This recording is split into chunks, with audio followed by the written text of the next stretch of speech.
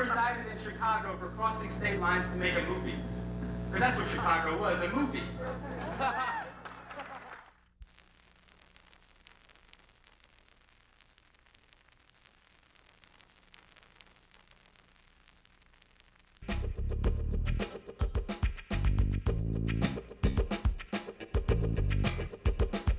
So why this fascination with the 70s?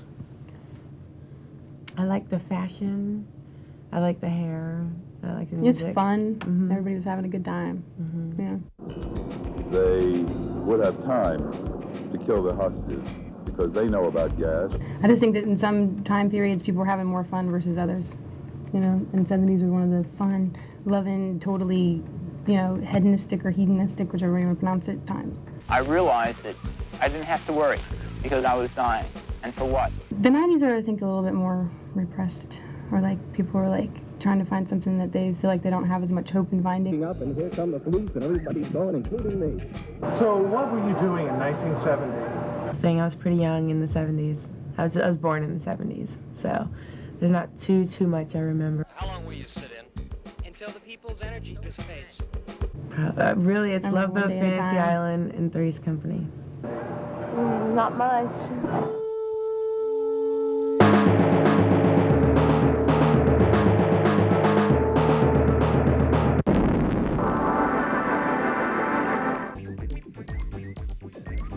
There was a side of the 70s that I really hated, which was disco. And I think that's too bad because a lot of disco really was mid to late 70s, and there's a whole lot that happened in the early 70s. It was a very different time. It was mind-boggling.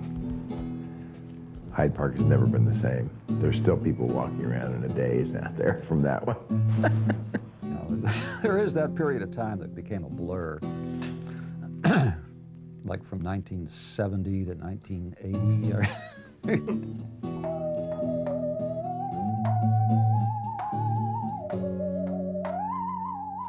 When I tell young people today that 26, 27 years ago, there were Army Jeeps with machine guns stationed on Fountain Square, their eyes glaze over like I'm talking about Star Wars, The Next Generation. Thought he was kidding, and he pulled a gun and cocked it and put it up against the chest of the photographer, the videographer I was with, and said, "One more step."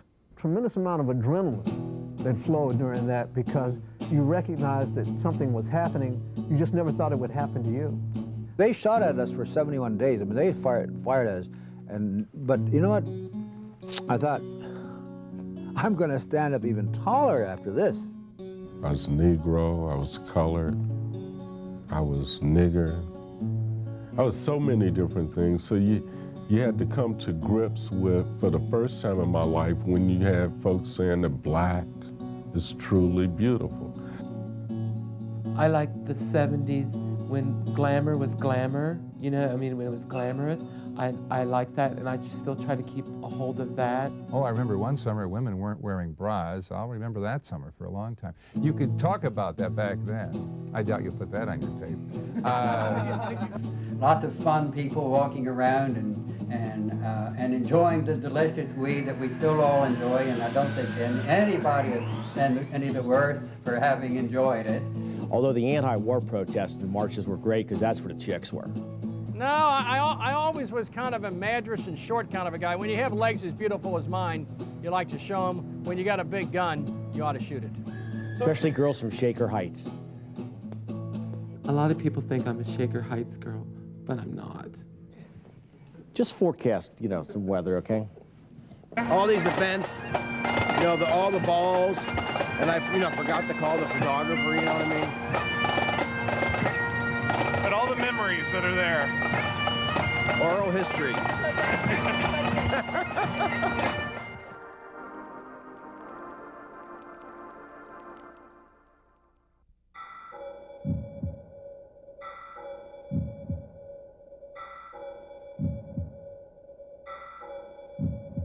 Relationships and, let's say, sexual liaisons back then. That was the height of the sexual revolution. And the birth control pill caused many American women to go nuts and start acting like American men.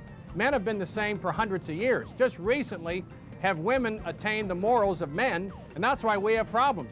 If two people get together, men can never say no, and if women start saying yes, this country's in deep trouble. People would like have sex in bars, which I thought was neat because dancing was very sexual to me. I mean, you know, that's what I saw in the bars that I went to at that time. I mean, I think we see pictures of what they call them the flower children. This was young America falling in love with flowers, falling in love with life. They were falling in love with the harmony, and they were saying it. They become yuppies today, but when they were the flower children, I loved it. I just loved to see them. And they might have experimented with a little bit of booze, a little bit of beer, but they were on their way to drinking, you know, just taking in the whole meaning of life, just and being of life.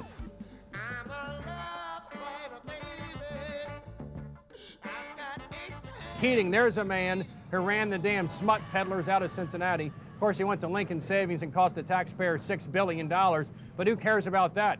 He got Playboy magazine out of Cincinnati. He'd closed up one of the shops or shut down one of the theaters, and I wrote a song called Pin a Medal on Charlie.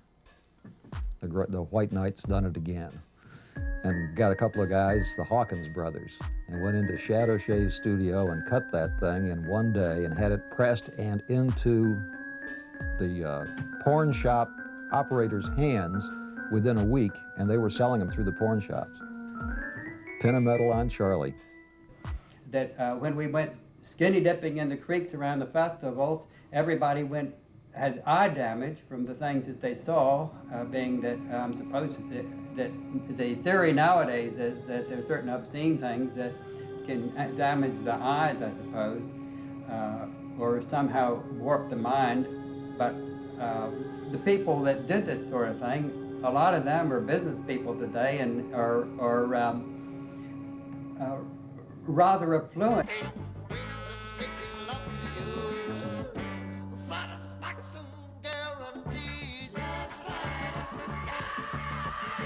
I do remember seeing every band that was anybody at the Ludlow Garage before they were anybody.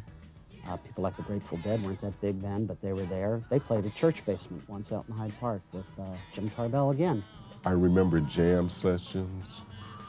I could remember calling up some guys and we would go jam in somebody's basement, or we would meet at a club and jam. You know, it wasn't about making money, it was about enjoying ourselves. And that's the sad part, because young people don't have that experience today, where you can just hang out and jam and do some positive things, you know.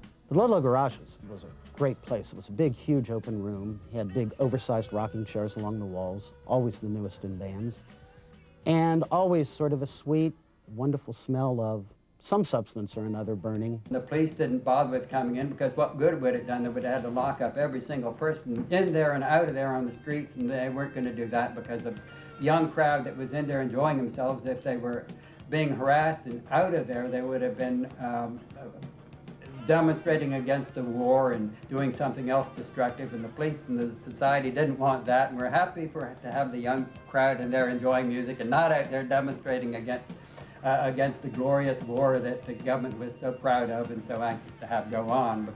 I was friends with David Crosby. David Crosby and I were in a band together for a minute. I sort of idolized Judy Collins. She actually recorded one of my songs. I think why music was so stirring and so moving during that time was basically people were left alone to create. Matter of fact, during that period, most of the record companies did not tamper with their artists. There was no such thing as contrived commercial development. The sales clerk over there said, "Boy," he said, "you sure must love children. You buy all these doll babies and things." And he was on. I mean, I love children, but that was why we were buying the doll babies. They were to go to our act. Were being destroyed on stage in various acts, and so that was part of our act, and it later became part of Alice Cooper's act. And some people thought it was too big a coincidence to let go by the boards. It was almost like living during a Renaissance period. And when I think back during those times, when you think of the talent that came out of that period, it's pretty unbelievable. It was serious. Everybody who was there was happening. Okay, you come back here, and everybody who was doing it wasn't happening, but they were having fun. So it seemed to be better to be here, especially as the mother of a small child. Had I not had a child and could have, you know, been a little bit more hardcore, we would have stayed in New York, and we probably would have made it. And plus, you could touch these people. I mean, you know, Jimi Hendrix even stopped up on Calhoun, and, you know, people hung out. Or Marvin Gaye came down to the West End and played basketball with us. I mean, you know, you could actually touch these people. They were not stars that were removed from the community.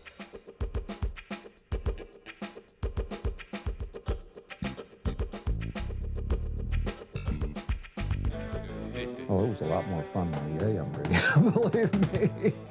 You don't want to know what it was like. Well, yeah, you do, but... Music was interesting. 1360 WSAI was the rock and roll radio station. FM was just starting. And at 7 o'clock in the morning, he played Tiny Tim's Laugh. It was from the motion picture soundtrack to You Are What You Eat. And it went on and on and on and on for 5 minutes. Tiny Tim's high falsetto laugh. I finally called him on the phone. I said, "What are you doing?" He says, "I'm trying to cheer people up." I remember Crosley Field. I literally did my radio show from the roof of Crosley Field. This was on the old 1360 WSAI, playing a rock and roll in the morning. And I was up on the roof over the first base area.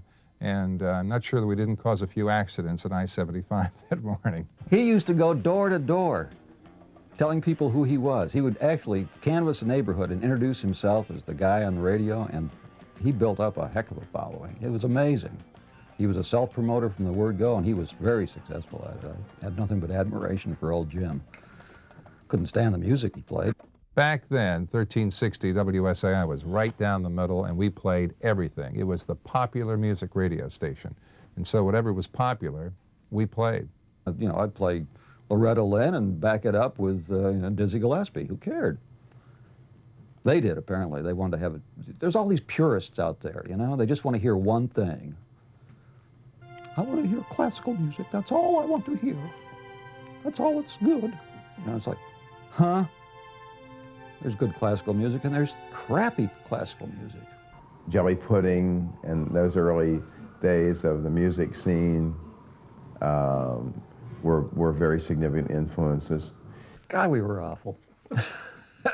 And they talk about it like it was the good old days. And everybody who says that they listened to it, where were they? They think they were listening to it. I don't know. Maybe they were, but no one knew about it. Because after I left the Turtles concert, I said to little Penny, I said, "Penny, I've seen the best. I don't want to see the rest." And for the next 30 years, I boycotted the Rolling Stones, the Beatles, every concert at Riverbend. I saw nothing because of the greatness of the Turtles, happy together.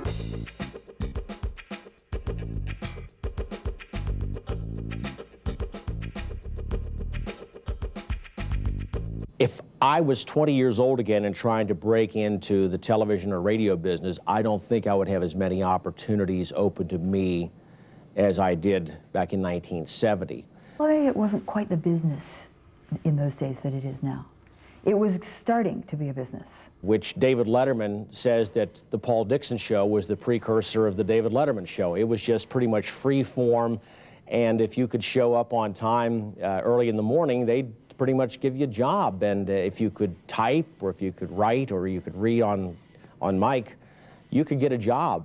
I think back to how many times I should have been fired as bad as I was. And I don't believe that I was allowed to be as bad as I was in a market the size of Cincinnati. It still baffles me.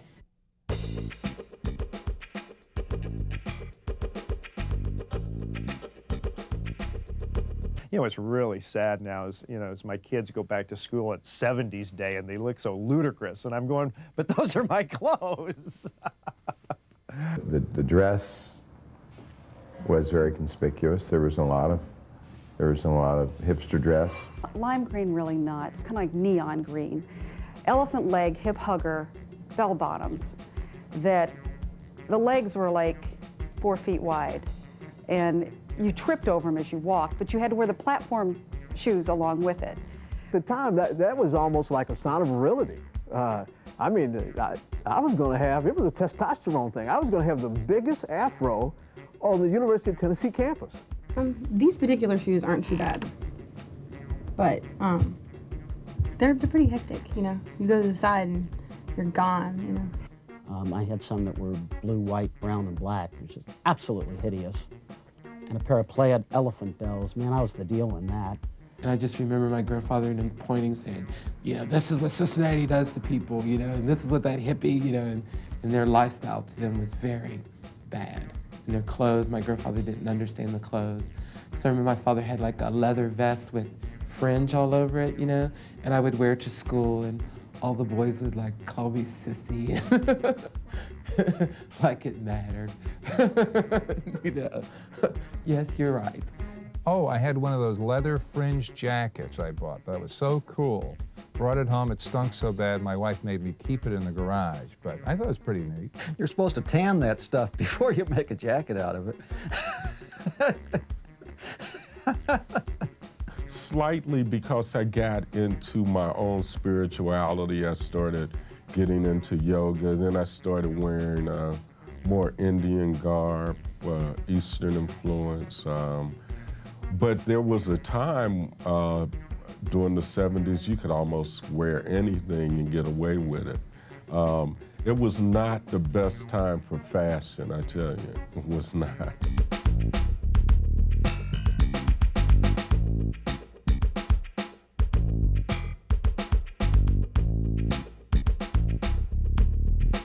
It was a proud time for those of us in the struggle.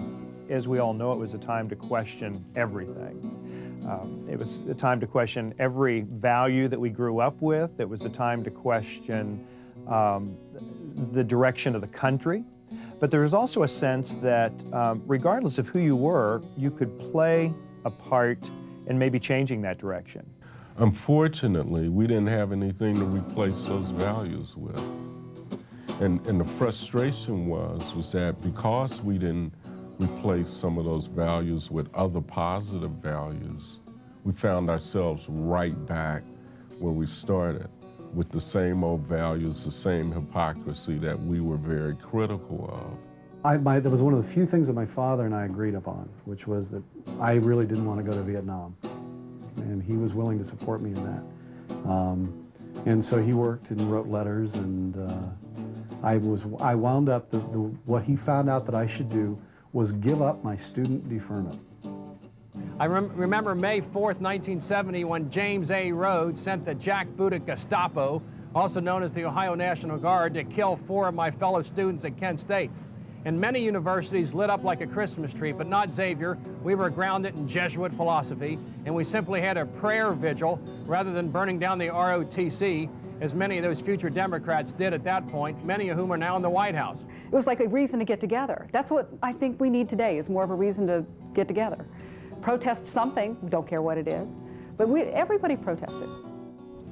Yeah, care about something enough to, you know, stand on the street corner and do something extremely stupid, which I did a whole lot of in the 70s.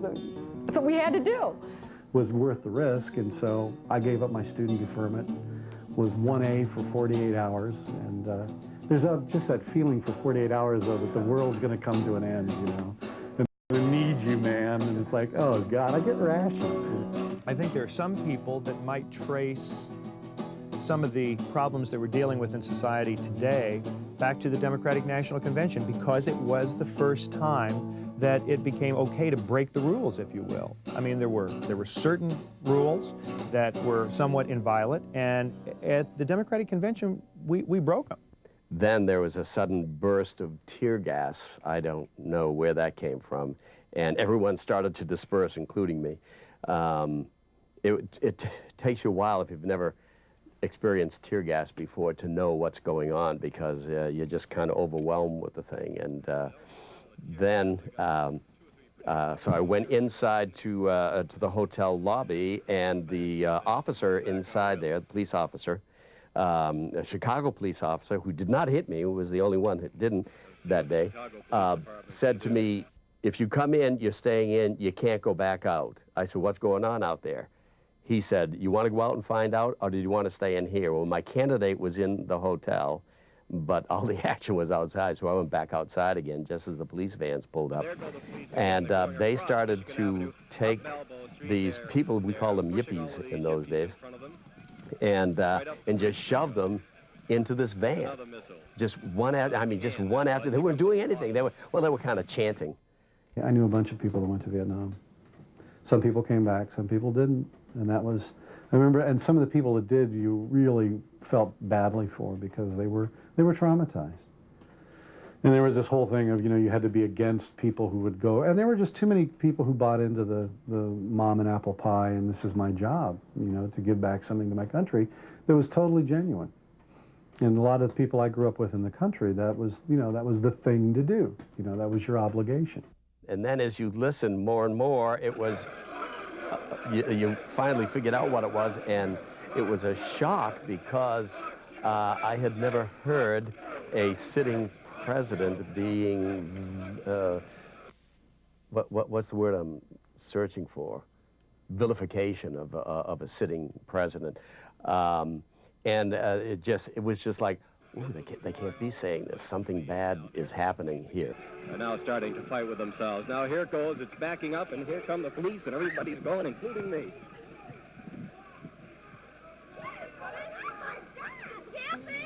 People who were killed because of being Indian in the Midwest, in Wisconsin, Minnesota, South Dakota, and the brutality of that is what, that's where I felt that I needed to be. I wanted our people to be strong in that area. I wanted us to stand up and at all odds, the biggest odds there was, I wanted to stand up against it and saying that we will not tolerate this kind of abuse any longer, that we're sick and tired of this. And that's what 1970 was about for me. But I know that there was a significant percentage of young black people who identified more with the Black Panthers than they necessarily did with Martin Luther King, and not because they didn't respect or love Martin Luther King, they just thought that his methods were a little slow. The people who could afford to, who were comfortable, who had time to kind of socialize and flit around and go from city to city or hang out and go to concerts, those people of all races appeared to get along very well. So I think it was kind of an illusion, and I think that a lot of people really wanted it to be that way, but I'm not so sure that it really was the way it looked at that very superficial level. I didn't realize, but all the talk and all the policies that the government had would begin to change towards the American Indian movement. And at Wounded Knee in 1973, that collision course would come to be. So if it hadn't been for them, I wouldn't be here.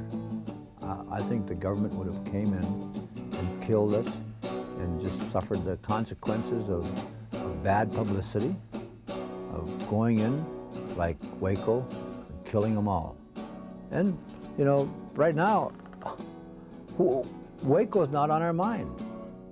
All the people that got slaughtered there, it was a sorry event, but Justice and FBI went in and did their job, it was ATF. So what are we doing now? We're worried about, who the president invited over to sleep over at the White House. That's the big problem. That's the big worry in American politics today. Now, certainly you didn't have very many fraternity and sorority and Greek-aligned folks protesting in these things because they didn't really have to worry about the war. Their folks weren't going to run out of tuition money. They weren't going to have to deal with the consequences of going to Vietnam if they kept their grades up, of course. And I think that those people, they oftentimes they were protesting some of the protesters. Get a haircut, get a job, these kinds of things. Clean up your language. Girls, shave your armpits, because again, you had these factions, and you had the activists, and you had the reactionaries, and you had the pacifists, and then I guess you could say that you had the folks that they were just killing time in college till they graduated and got into their dad's business. I met Martin Luther King at my aunt's house when I was 9 years old. And, you know, when you have that kind of experience, it can't help but touch you for the rest of your life. My great uncle, my grandfather's brother, had his head cut off and it was nailed to a tree in Alabama. So I grew up understanding the evils in the world. And so even today, you know, I'm compelled to seek, search, and destroy the evil in the world. Since it was a time of learning what was right, what felt true to your own soul. And I think I went through a full range of feelings. I was certainly as militant as most, but at the same time, I always felt a sense that that good men can work out their problems together. During the 70s and 60s, there was a lot of soul. And there was an energy, there was a rhythm, there was a pulse in the community. And that no longer exists. I guess I think back on that I kind of regret is that some of the energy in coming back to the city, rediscovering the city, and rediscovering a sense of community was not really better taken advantage of. Or college students dealing with their civic duty. What are the challenges that are facing those young people today? Do they feel obligated that they need to go where people need help? Do they feel obligated to try to reduce suffering in the world? Those were the kind of feelings that I had as a young man. They wanted to make a statement, and they did. I saw that in the 70s, in the late 60s and the 70s. But today, in the 90s, almost in the year 2000 now, I have not seen any major demonstration of any significance where there are white students and or where there are any students at all. A lot of black students or Indian students, and that actually pisses me off. We ask Native people to go out there and walk on the streets with us. You're gonna get 20 or 30 or 40 or 50. And it's not there anymore.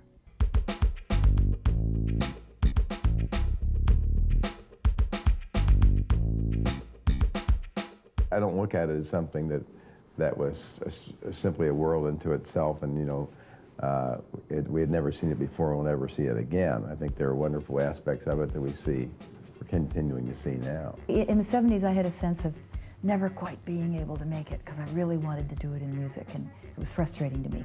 Now I'm kind of glad because I think, well, you look around at all the people who have made it, who are my age, they're sort of has-beens. They're either spending their money or they're broke again. And I haven't even made my money yet, so I've still got it all to look forward to. The hair was bad in the 70s, the clothes were bad in the 70s. Protesting was good in the 70s. There wasn't a whole lot fun about the 70s, except they're over. It was a hell of a decade. A hell of a decade, and I don't miss anything about the 70s. Does that answer your question?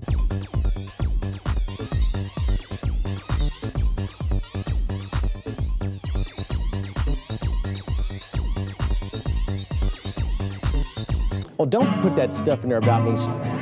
You know, you can quote me on that. Or you can edit that out. I don't care. Yes, we didn't use that, did we? No. Where's the teleprompter? I still need that. Why would I want to repeat that on tape? Yeah, you remember that? That's not going out. Change is good. We had a lot of fun back then. Now that I think about it. No, God bless America and God bless Northern Kentucky. It's getting too complicated for me. I need another beer. I went in at this crazy way out dance. A swinging time was happening. An obscene now type thing like, wow, man, it was where it was. Everyone switched onto this fun group, and the freaked out groupies digging it. I mean, getting with it like knocked out. It was their bag, a stone gas. Then, too, the rest of the crowd was sort of neat. A lot of heads getting it on. And like laying on us, they're out-of-sight wraps. I mean, into trips you could really dig on. Spaced art on the walls. Bottle-filled bar and obscenely huge chairs in the corners. Some trip. Heavy.